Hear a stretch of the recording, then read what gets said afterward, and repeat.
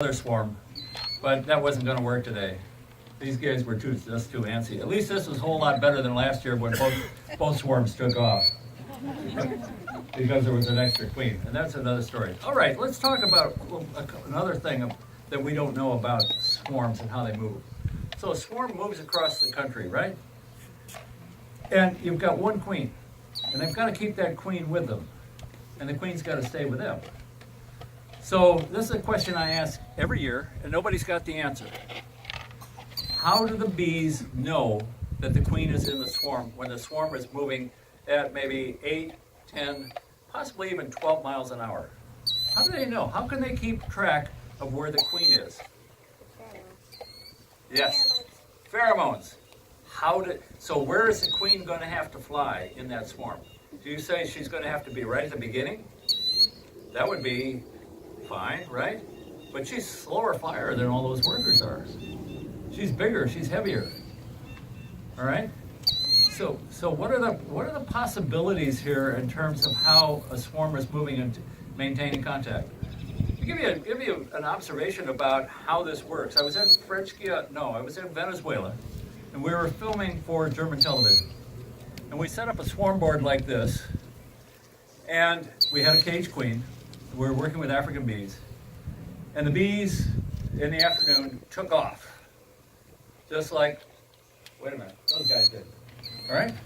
And they took off, and they got about 75 yards in the air, and suddenly they realized the queen wasn't with them because the queen was in the cage, and they came back. It took them a little bit longer, but they knew when they were 75 yards out that the queen wasn't with them, and they came back to the swarm board. Well, the next day, that was interesting. They went off maybe 150 yards. And we said, oh boy, they're gone. No, they came back. They came back because the queen wasn't with them. So again, they knew the queen wasn't with them, right? And we know this from European bees, that happens often, that the swarm will take off, the queen's not with them, and they come back, right? So somehow they know. So how do they know that the queen is with them or not with them? How do they fly in such a way to maintain contact with the queen?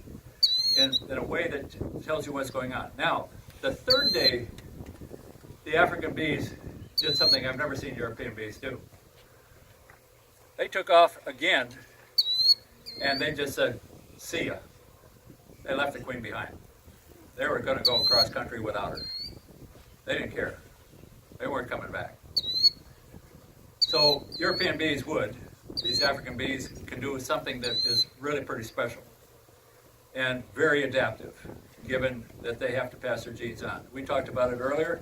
Everything's out there to replicate. Everything's out there to pass their genes on, right? So what would a queenless swarm do to pass its genes on? What could it possibly do, right? It doesn't have comb, right? It's moving across the country, all right? How could it possibly do anything to pass genes on if you're a queenless group of bees and you're working with a bunch of workers that cannot lay fertile eggs? Well, what African bees do, since you are all puzzled, and I was puzzled too, what African bees do is something that I found absolutely astonishing, gave me the shivers the first time I saw it, because it's so perfectly adaptive. It's so perfectly predictive if you are really thinking about adaptive strategies that are really important in survival. They make a single drone comb, about a hand and a half size.